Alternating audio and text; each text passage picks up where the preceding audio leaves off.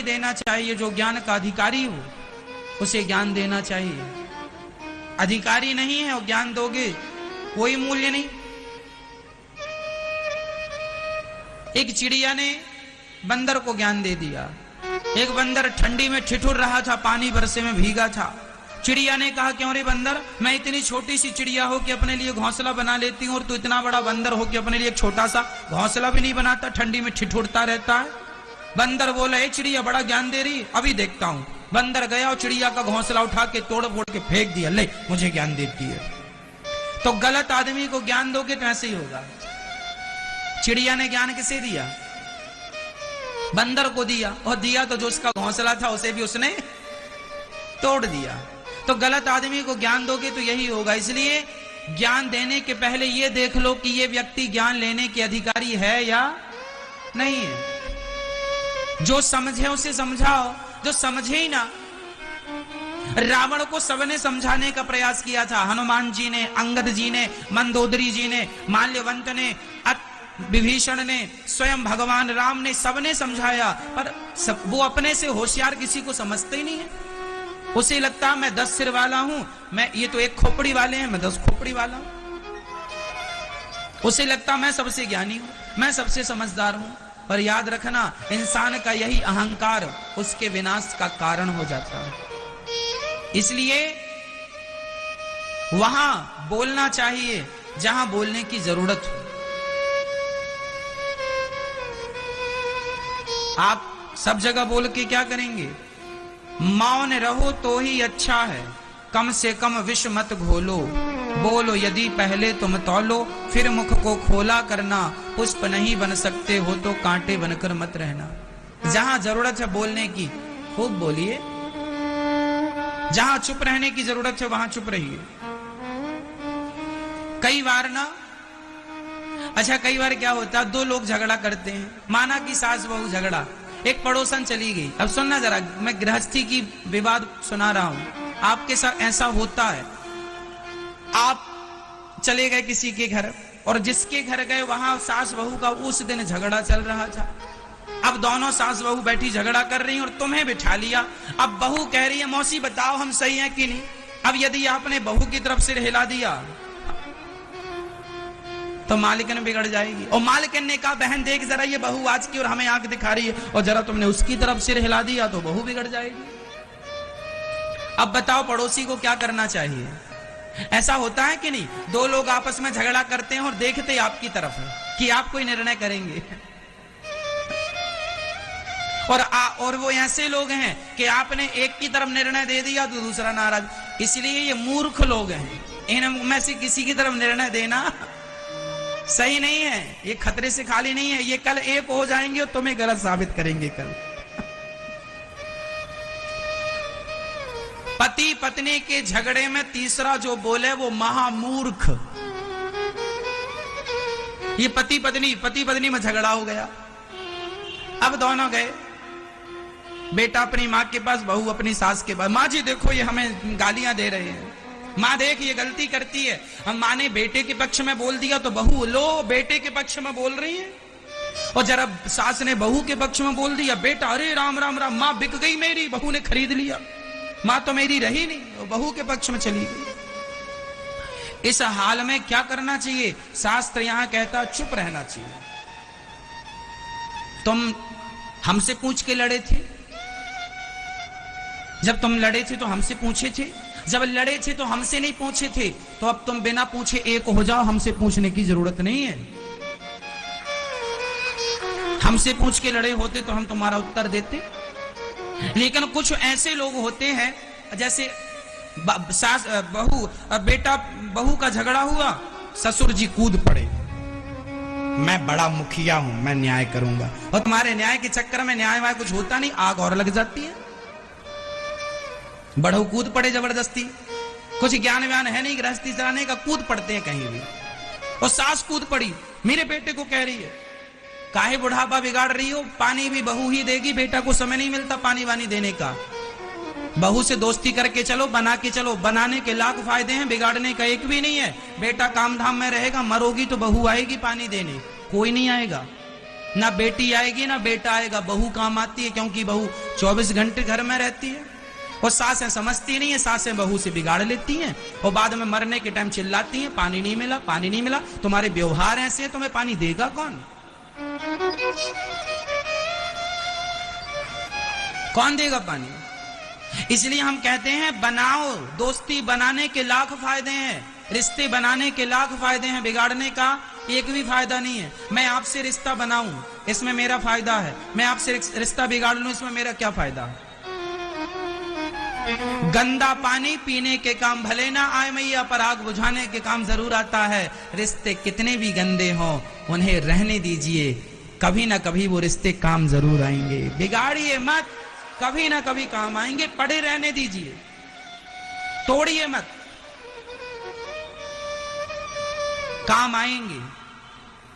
इसलिए रिश्ते बनाने के, दोस्ती करने के बहुत फायदे हैं, दुश्मनी करने का एक भी फायदा नहीं। एक भी फायदा हो तो मुझे बता दो।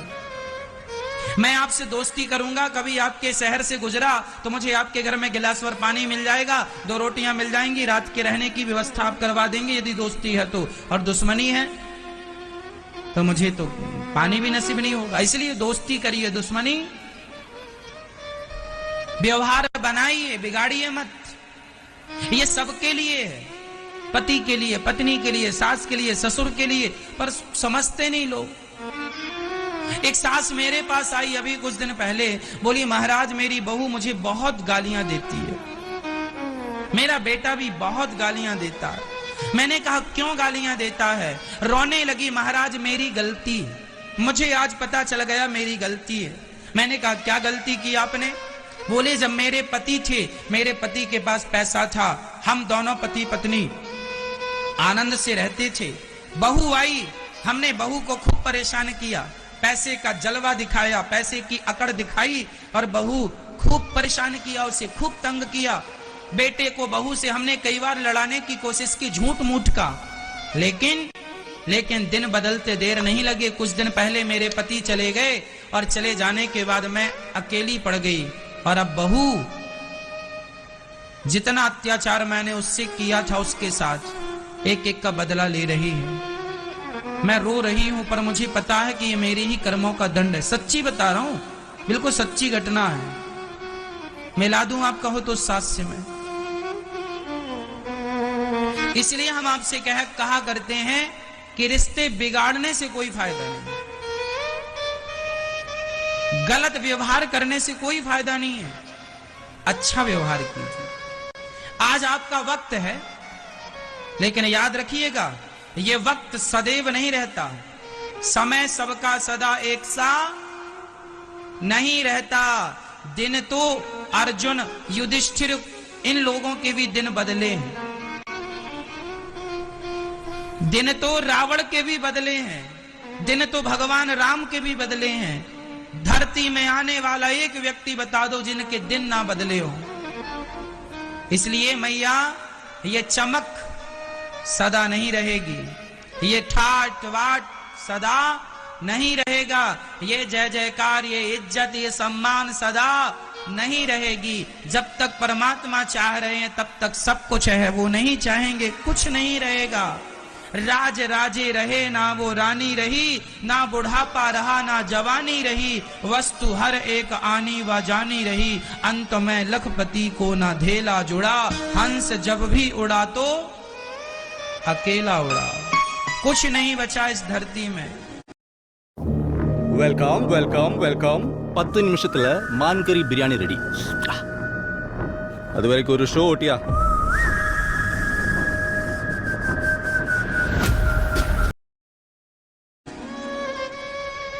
तुम्हारा बचा क्या?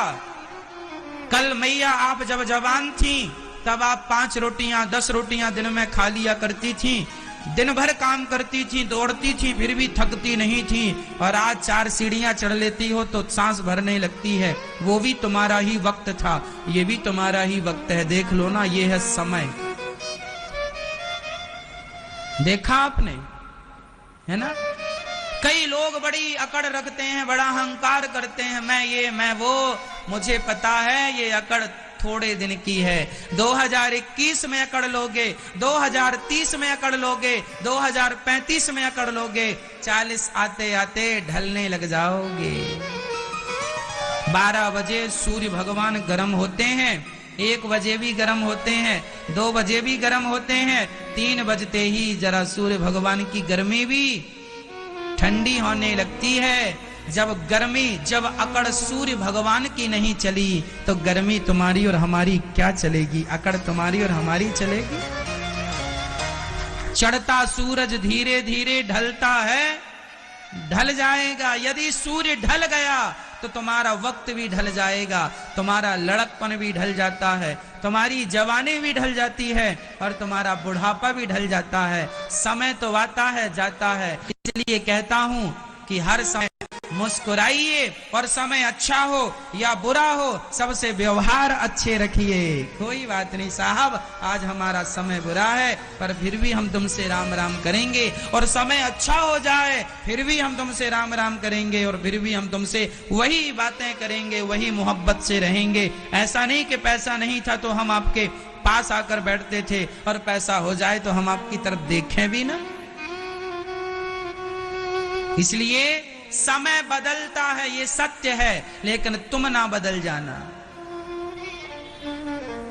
तुम जिस दिन बदल गए तुम्हारा समय उसी दिन बदल जाएगा। इसलिए हर हाल में प्रसन्न रहा करो और भगवान का धन्यवाद दिया करो। अकड़ किसकी रही है कि तुम्हारी और हमारी रहेगी? जवानी किसकी रही है कि तुम्हारी और हमारी रहेगी? ऐसा किसका रहा है कि तुम्हारा और हमारा रहेगा? बताओ, जो कल तक बड़े करोड़पति अरबपति हुआ करते थे आज लाले पड़े हैं कि नहीं? हाँ या ना? और जिनके पास कुछ नहीं था आज वो रईस हो गए हैं। ये समय ने परिकरवट ऐसी ली, उल्टा हो गया। जिनके पास सब कुछ था आज उनके पास कुछ नहीं है, और जिनके पास कुछ नहीं था आज उनके पास। ये प्रकृति है, पृथ्वी गोल है, बस ये समझो। सबको अवसर मिलेगा, सबको मौका मिलेगा। सब्र रखो, परमात्मा में विश्वास रखो, आएगा, तुम्हारा वक्त भी आएगा। धैर्य रखो।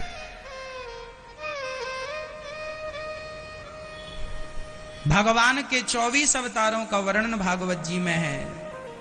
सनक सनंदन सनातन सनत कुमार पहला, वाराह दूसरा, नारद जी तीसरा, नर नारायण, कपिल देव जी, दत्तात्रेय जी, यज्ञ भगवान, ऋषभ देव जी, प्रचु भगवान, कक्षप भगवान, धनवंतरी, मोहिनी, नरसिंह, वामन, परशुराम जी, व्यास जी, श्री राम जी, बलराम जी, श्री कृष्ण, बुद्धावतार, हरि, हयग्रीव, कल्कि और मत्स्य भगवान। 24 अवतार। नारद जी दासी पुत्र थे पर तप के प्रभाव से ब्रह्मा पुत्र हो गए, सेवा के प्रभाव से। व्यास जी ने 17 पुराण लिखे, शांति नहीं मिली। 18वां पुराण भागवत पुराण जब लिखा अपार शांति का अनुभव हुआ। नारद जी कहते हैं भागवत की कृपा अच्छी है। नारद जी ने कहा मैं दासी पुत्र से ब्रह्मा पुत्र हो गया, केवल संत कृपा, केवल भगवान के भजन का प्रभाव है। और श्री व्यास जी ने महाभारत की, भागवत जी की रचना की महाभारत से। अब मैं महाभारत का इतिहास आपको सुनाता हूं, ध्यान से सुनिएगा। कुछ सीखने लायक, कुछ समझने लायक तथ्य आपके सामने सब्जेक्ट होंगे। अच्छा मुझे बताओ कि महाभारत किसकी गलती से हुआ? क्या महाभारत को रोका जा सकता था? हाँ या ना? यदि रोका जा सकता था तो कौन रोक सकता था? कैसे रुक सकता था? और महाभारत क्यों हुआ? कौन रोक सकता था? और किसके कारण महाभारत हुआ? इन सभी प्रश्नों का उत्तर, महाभारत रुक जाता यदि पितामह भीष्म चाहते तो। क्या चाहते? ये बताओ, आपका बेटा गलती करता है तो थप्पड़ जमाते हो कि नहीं? बाप जमाए या दादाजी जमाए? हमारे दादाजी तो हमें मार दिया करते थे कई बार हम गलतियां किया करते थे। तो एक बार हमें याद है, हम दादाजी के संग गैया चराने जा रहे थे, बहुत छोटे से थे। अचानक ओला गिरने लगा, तो हम ओले पकड़ पकड़ के खाने लगे, समेटने लगे और भगवान से कहे, हो भगवान और ओले गिराओ, और ओले गिराओ। हमारे दादाजी गुस्सा हो गए। गाय चराने के लिए लाठी ले रखी थी, मेरी तरफ दौड़े में भागा। क्या हुआ? अरे ऐसा कहता और ओले गिरे, ऐसा नहीं कहना चाहिए। हमने कहा क्यों? अरे बोले ये फसल बर्बाद कर देता है। हमने कहा अच्छा, हमें पता ही नहीं था, हमें तो लगा कि गिर रहे हैं खाएंगे खूब। बीन बीन के खाने लग गए, मुंह में रखने लग गए। ओला था, बाद में पता चला कि नुकसान करता है। गलती करने पर हमारे दादाजी हमें डांटते थे, गलती करने पर हमारे पिताजी हमें डांटते हैं। अर्थ क्या निकला? यदि दुर्योधन गलती कर रहा था, दुर्योधन ने भरी सभा में एक नारी का अपमान किया, उसके वस्त्र पकड़ के खींचने की कोशिश की दुशासन ने, क्या पितामह भीष्म को खड़े होकर दोनों को, दुशासन और दुर्योधन को दो दो थप्पड़ नहीं जमाने चाहिए थे? यदि पितामह भीष्म दो चार थप्पड़ जमा देते मैया, और मैं तो कहता हूं कि पितामह भीष्म दुर्योधन को मार डालते, यदि दुर्योधन को मार डालते, नहीं मारते तो देश से निकाल देते, नहीं निकालते तो गाल में दो चार थप्पड़ तो जमा ही देते। यदि इतना कर देते तो महाभारत रुक जाता। लेकिन जब बच्चों का अपराध बड़े देखते हैं और चुप्पी साधे बैठते हैं, तब जाकर के महाभारत होता है मेरी मां। जब बच्चों की गलतियां बड़े देखकर भी चुप रहे, गलती करो ना, बच्चे गलती करें, मैं गलती करूं, इसलिए मैं आपसे कहा करता हूं, मैं जो भी गलत कहूं कथा में, आप जरूर YouTube पर कमेंट बॉक्स में लिखकर बताना कि आज आपने ये बात गलत कही, आपको कोई बात बुरी लगी हो, आप बताना, मैं उसे सुधार करूंगा। सारी जिंदगी मुझे सुधार करना है, सारी जिंदगी मुझे सीखना है। अरे सीखने की कोई आयु थोड़ी होती है। जब तक प्राण है तब तक सीखो, और सीखना बंद तो जीतना बंद। तब तक जीतोगे जब तक सीखोगे।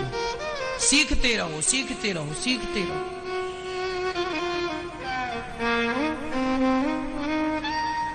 खूब सीखना चाहिए।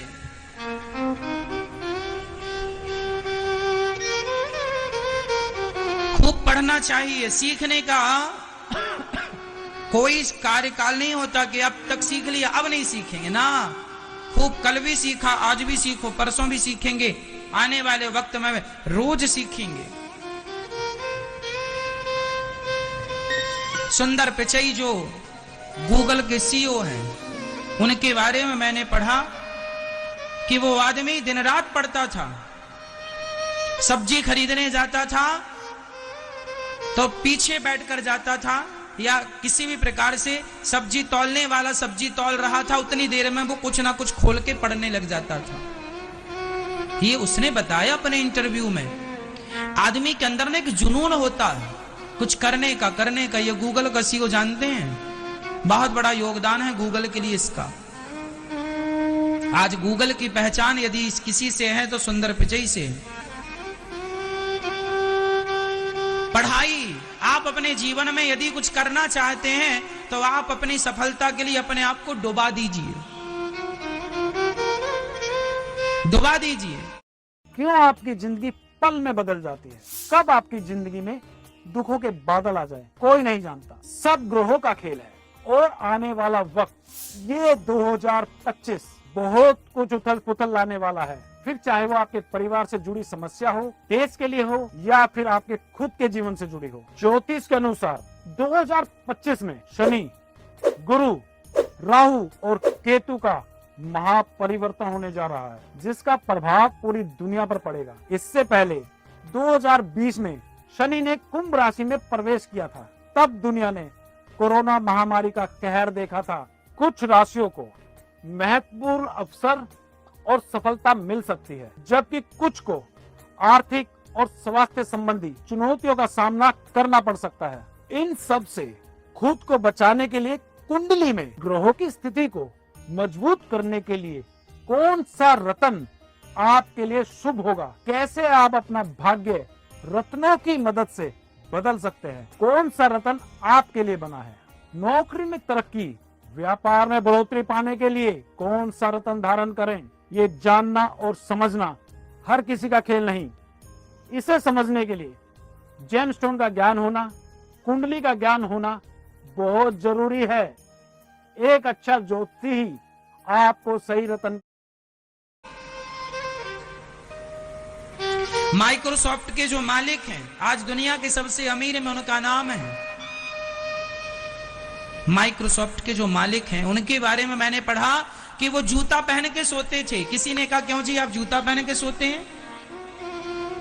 बोले जूता पहन के इसलिए सोता हूं कि सवेरे जब उठूंगा तो जूता पहनने में टाइम लगेगा, इसलिए पहन के सोता हूं कि खड़ा हो जाऊं बिल्कुल रेडी, काम के लिए निकल पड़ूंगा। काम का ऐसा जुनून के काम करना है, काम करना, काम करना है, काम करना है। आज वह व्यक्ति दुनिया का सबसे अमीर व्यक्ति है, माइक्रोसॉफ्ट कंपनी का जो मालिक है, बिल गेट्स नाम है, बिल गेट्स। जीवन में आदमी यूं ही सफल नहीं हो जाता, उसकी सफलता के पीछे उसकी कड़ी मेहनत। यदि आप मेहनत करने को तैयार हैं तो सफलताएं आपके भी कदम चूमेंगी। नहीं करना चाहते मेहनत तो नमक रोटी तो दाल रोटी तो चल ही रही, फिर तो चल ही रही है जो चल रहा है। बलिदान देना पड़ता है, मेहनत करनी पड़ती है।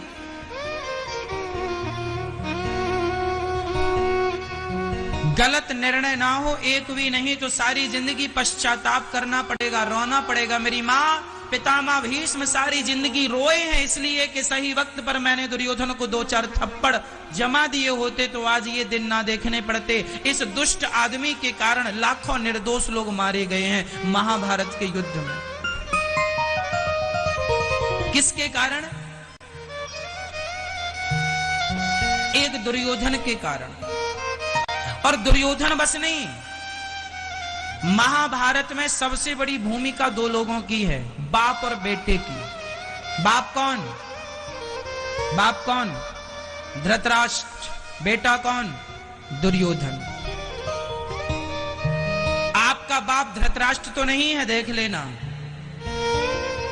और आपका बेटा दुर्योधन तो नहीं है, ये भी देख लेना। धृतराष्ट्र जैसा विधाता किसी को बाप ना दे। अब बताओ ऐसा बाप था कि बैठा वहीं सभा में और बेटा साड़ी उतार रहा है महिला की। अब बता, मुझे लगता है कि इस धरती में आज ऐसा कोई बाप ना होगा जो अपने बेटे के कहे कि साड़ी उतारो। बेटा साड़ी बाप के सामने तो नहीं ही उतारेगा। आज का बेटा इतना लिहाजा तो करता है अपने बाप का कि भाई मेरा बाप बैठा है, मैं किसी महिला की साड़ी कैसे उतारूं। लेकिन दुर्योधन के बाप अर्थात धृतराष्ट्र वहां पर मौजूद थे जहां दुशासन द्रौपदी की साड़ी खींच रहा था। अब सोचो कि वो बाप कैसा बाप होगा। वो बाप केवल आंखों का अंधा बाप नहीं था, उस बाप के तो अंदर की आंखें भी फूटी पड़ी थी ज्ञान वैराग्य की। कोई आंखें नहीं थी उसकी।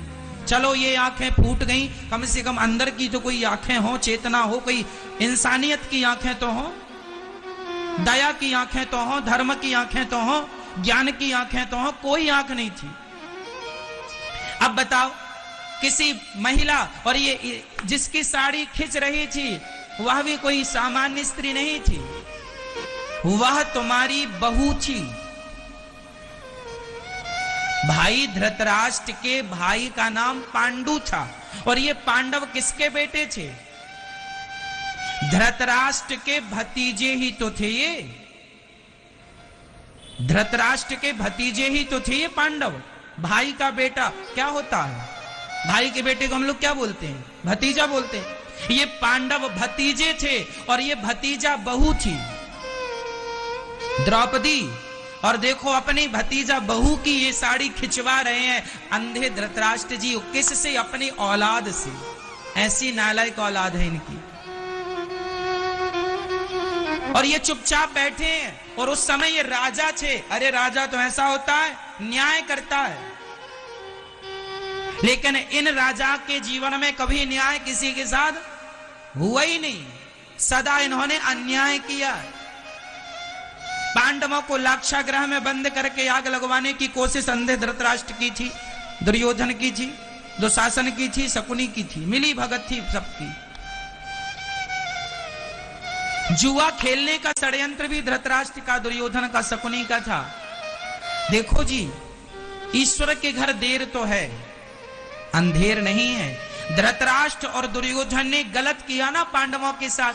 कब तक करोगे बच्चू, कब तक करोगे, कब तक करोगे? जब परमात्मा की लाठी चलेगी तो नानी याद आ जाएगी। सारा वंश नष्ट हो गया धृतराष्ट्र के आंखों के सामने। 100 की 100 बच्चे मर गए, एक भी जिंदा बचा हो तो बता दो।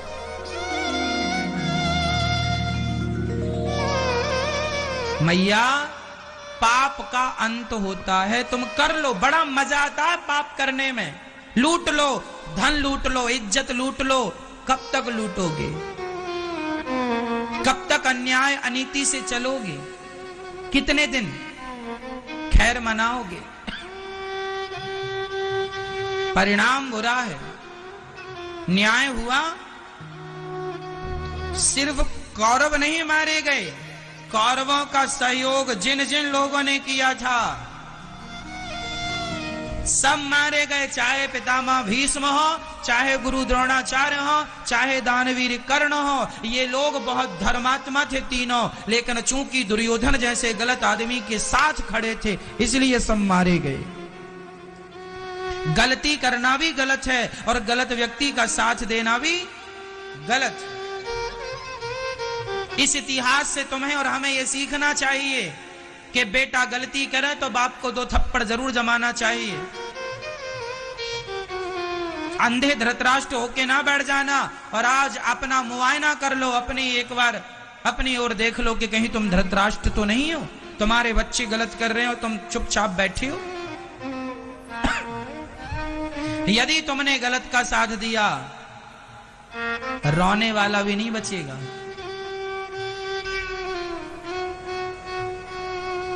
महाभारत बहुत कुछ सिखाता है। पितामह भीष्म जैसे दिग्गज गलती कर रहे हैं, सारा महाभारत समाप्त हो गया। 99 कौरव मारे गए। दुर्योधन की जंघा भीम भैया की गदा से टूट गई। जब भीम और दुर्योधन का युद्ध हो रहा था, वहां बलराम जी आए और बलराम जी ने कहा कि जंघा पर प्रहार नहीं करना चाहिए गदा का, क्योंकि यह धर्म के विरुद्ध है। युद्ध का नियम होता है कि गदा या छाती पे मारा जाए या पीठ पर मारा जाए, जंघा पर नहीं मारना चाहिए। और तुमने जंघा पर, जांघों पर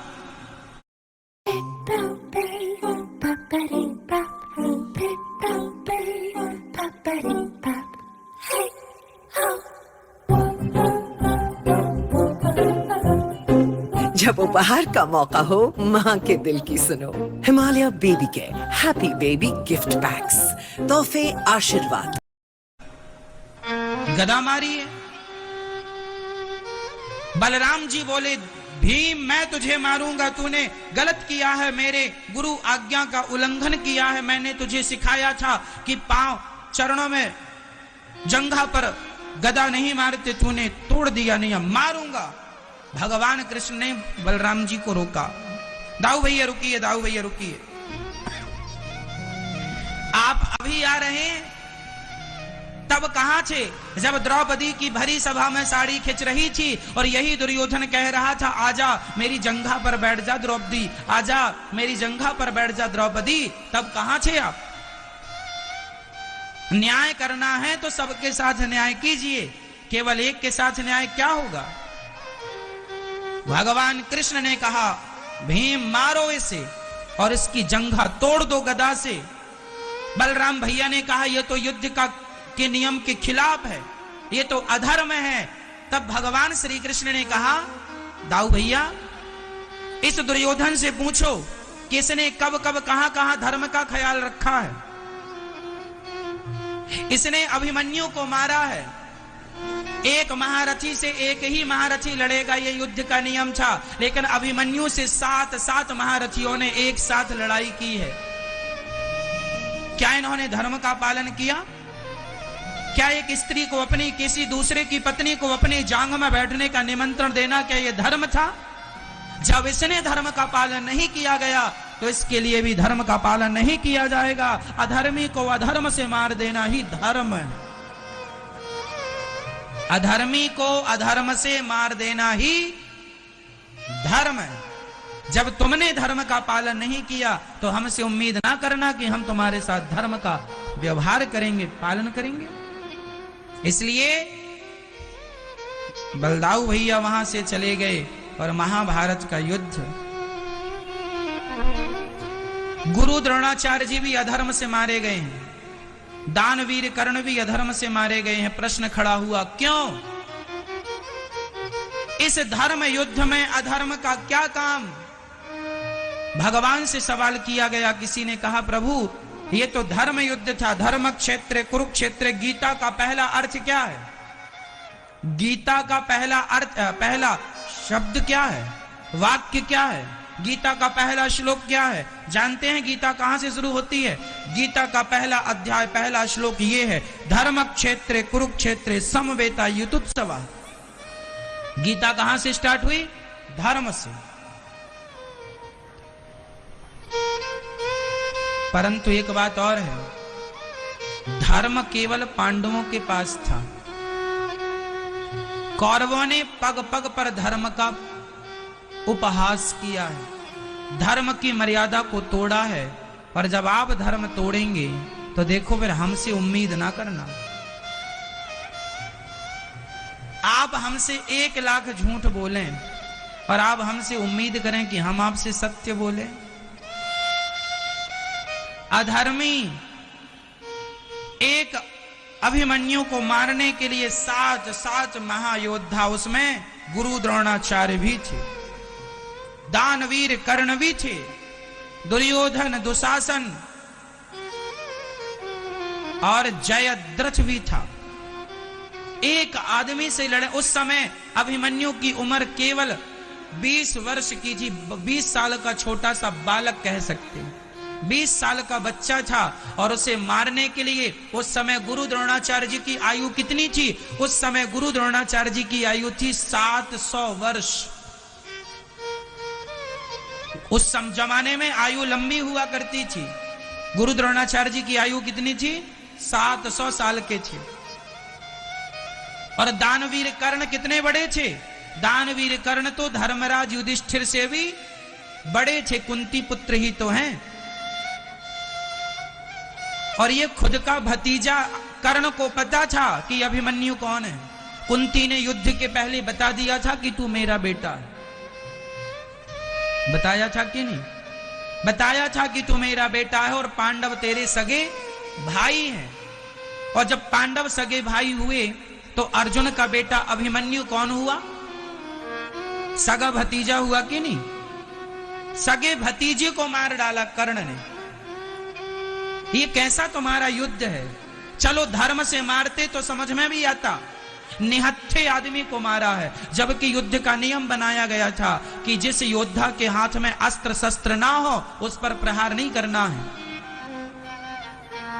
और एक योद्धा से एक ही योद्धा युद्ध करेगा, 2, 3, 4 नहीं करेंगे। ये नियम बनाया था पितामह भीष्म ने, लेकिन सारे नियमों को कौरवों ने तोड़ दिया। जब धर्म की मर्यादा को तुम तोड़ रहे हो तो फिर हमसे उम्मीद ना करना कि हम धर्म का पालन करेंगे तुम्हारे लिए। और ये अधर्म किए थे ना जितने लोग, सब अधर्म से मारे गए, सब अधर्म से मारे गए। अधर्मियों के लिए धर्म नहीं होता, धर्म उनके लिए होता है जो शुरू से अंत तक धर्म का पालन करे। अधर्मी के साथ कैसा धर्म? यह युद्ध का नियम है, यही कूटनीति है।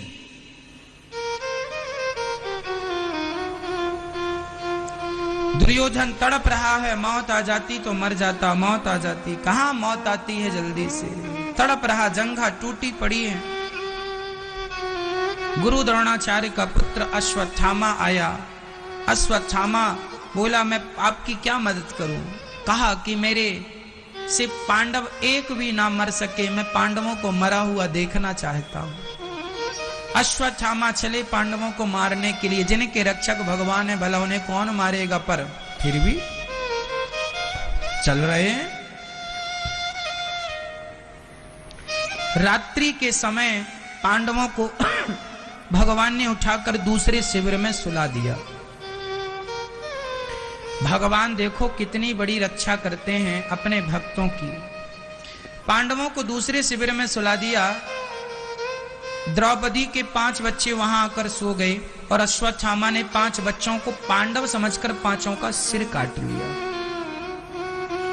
ये इतने बड़े आता था। ये देखो भले ज्ञानी है, ये गुरु द्रोणाचार्य जी का बेटा है।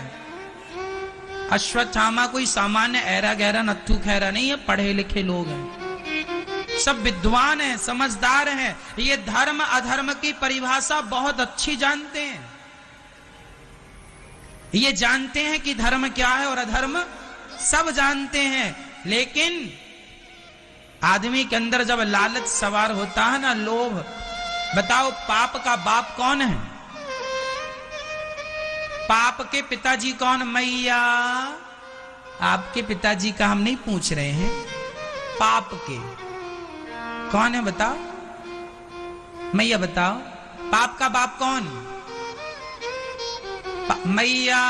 हो गई पंचायत, और कर लो थोड़ी सी मैया। बताओ मैया, पाप का बाप कौन? कौन? भैया जी आप लोग बताओ, पाप का बाप कौन?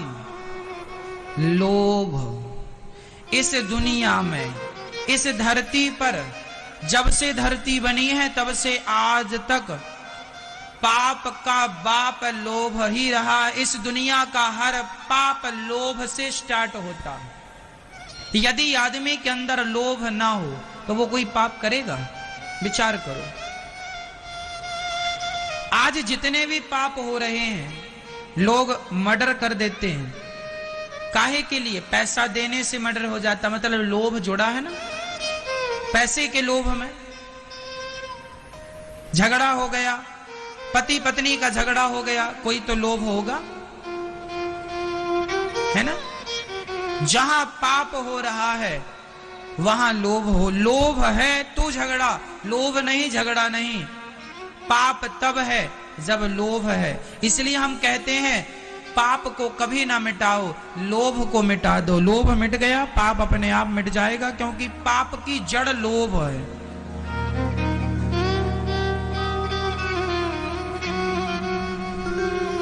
एक पंडित जी थे, काशी से पढ़ करके आए।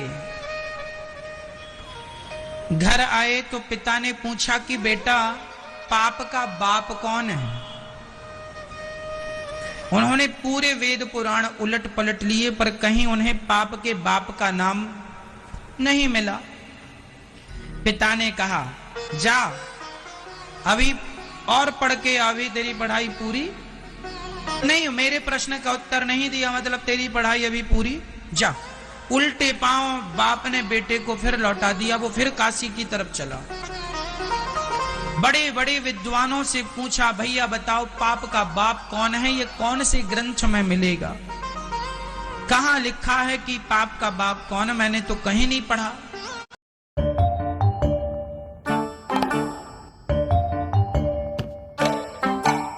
Blink, blink, blink, my son.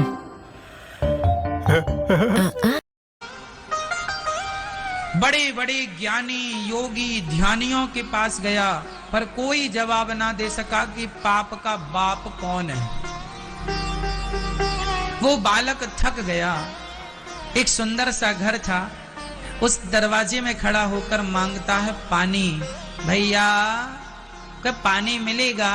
तो अंदर से एक सुंदर सी महिला सज धज करके श्रृंगार करके पानी चांदी की गिलास में पानी लेकर आई। कहा लो पंडित जी पानी पी लो। पंडित जी बहुत थके थे, वह बालक थका था और पानी गट गट गट गट करके पी लिया। और जब पानी पिया तो पूछा कि ये घर किसका है? तो उसने कहा ये घर वैश्या का है।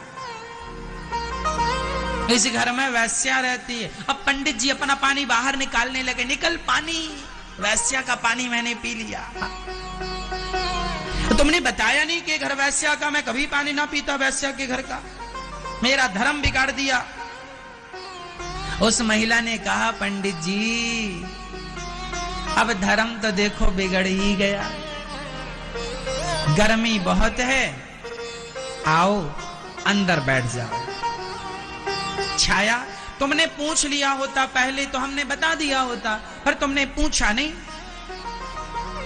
तुमने पानी पीने के बाद पूछा तो हमने, आपने पानी मांगा, हमारा धर्म था पानी देना, दिया। गर्मी बहुत है, कहीं छाया नहीं, आओ थोड़ी देर बैठ जाओ। पंडित जी बोले चलो ठीक है बैठ जाते हैं, पर हमें प्रायश्चित करना पड़ेगा, तुम्हारा पानी पी लिया वैश्याओं के घर का, हटो यहां से। वैश्या अंदर गई, अंदर से लड्डू लेकर आई। पंडित जी पानी तो पी ही लिया, बैठे ही हो, भूख लगी होगी, जरा 2-4 लड्डू खा लो। पंडित जी बोले राम राम राम, तुझ वैश्या के हाथ का हम लड्डू खाएंगे? वैश्या ने सोने का एक सिक्का रख दिया, अच्छा एक काम करो, 1 लड्डू खाओ, 1 सिक्का देंगे।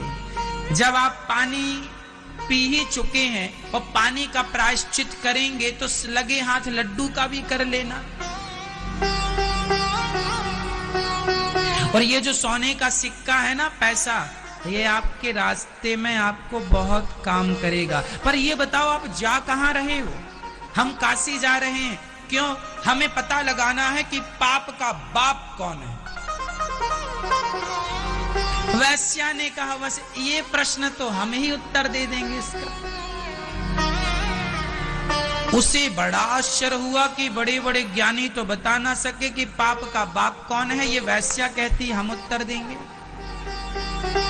वैश्या ने कहा पहले लड्डू खाओ। पंडित जी को लगा सोने की एक मोहर मिल जाएगी तो कुछ किराया भाड़ा का काम बंदोबस्त हो जाएगा। 1 लड्डू खा लिया, वैश्या ने तुरंत 1 सिक्का रख दिया। दूसरा लड्डू वैश्या ने कहा अब 1 और खा लो। पंडित जी ने कहा 1 खा लिया बहुत है, अब इसी का प्रायश्चित करना पड़ेगा। नहीं तुम्हारे हाथ का नहीं खाएंगे, तुम वैश्या हो। अरे महाराज गुस्सा काहे को होते हैं, 1 लड्डू पर 2 मोहरें हैं। अब 1 लड्डू पर 1 मोहर थी, अब 1 लड्डू पर 2। पंडित जी बोले 1 पे 2 है, कोई बात नहीं, प्रायश्चित कर लेंगे, चलो ला 1 और खा लिया। वैश्या ने तीसरा पकड़ाया, तीसरा लड्डू खाओ। उसने कहा ना 2 बहुत हो गए, गंगा जाके पानी गंगा जी में खड़ा होकर के गायत्री जप करूंगा तब कहीं जाके तुम्हारे पाप से मुक्ति मिलेगी। अब जब करना तो तीसरा भी खा लो, इसमें 3 मोहरें मिलेंगी। पंडित जी लड्डू खाते गए, वो वैश्या मोहरें देती गई। अंत में पंडित जी जाने लगे। वैश्या ने कहा महाराज प्रश्न का उत्तर मिला कि नहीं? बोले नहीं मिला, काशी में जाके पता लगाऊंगा। वैश्या ने कहा महाराज आपको अभी भी पता नहीं चला, आप मेरे घर में लड्डू खाए, मुझ वैश्या के हाथ का खाना पाप है आप ब्राह्मणों के लिए, पर फिर भी आपने खाया। बताओ किसके लिए खाया? मोहरों के लिए। मोहरें क्यों चाहिए? क्योंकि अंदर लोभ जाग गया। पंडित जी लोभ ना जागता तो आप मुझ वैश्या के लड्डू कभी ना खाते। आप पाप तभी करते हैं जब आपके अंदर लोभ जागता है, इसलिए पाप का बाप लोभ। ये वैश्या ने ज्ञान दिया। पंडित जी उसके चरणों में गिर पड़े। माता धन्य हो तुमने हमारी आंखें खोल दी। सच्ची कहा तुमने, तुम्हारे लोभ पर हम, भले तुम वैश्या हो पर तुमने हमें वो सिखाया कि बड़े बड़े ज्ञानियों ने भी हमें वो शिक्षा ना दी। अंत में घर गए, उन्होंने पिता से कहा पाप का बाप लोभ है। पिता ने हृदय से लगाया। कहने का तात्पर्य यह है कि आप कभी लोभ ना करिए। इस लोभ पर संतों ने एक दोहा लिखा, मक्खी गुड़ में गड़ी रहे, पंख रहे लिपटाय, हाथ मले और सिर धुने, लालच बुरी बलाय। कहावत भी है लालच बुरी, लालच बुरी। इसलिए लालच ना करना, लोभ ना करना, नहीं तो पाप होगा। जब जब आपके अंदर लोभ जागता है तब तब आप पाप करते हैं। पाप से बचना है तो लोभ से बचिए। रामचरितमानस में लिखा है, काम क्रोध मद लोभ सब नाथ नरक के पंथ। काम क्रोध लोभ मोह ये चारों नरक के दरवाजे हैं, चारों से बचने की जरूरत है। Ashwatthama Yes. Heavy youth, bro. Full leg day feels. सेनापति जी आपकी तलवार। Take it. सेनापति जी आपका post work. Bring it. Ashwatthama पांचों बच्चों को मार के चले। अर्जुन ने दुर्योधन ने देखा ये पांडव नहीं पुत्र हैं, दुर्योधन तो मर गया। अर्जुन ने जाकर अश्वत्थामा को पकड़ना चाहा, ब्रह्मास्त्र चला दिया। भगवान की शरण में आके अर्जुन बोले, कृष्ण कृष्ण महाबाहो भक्तानां अभयंकरा, त्वमेको दह्यमानानामपवर्गोऽसि संसृते।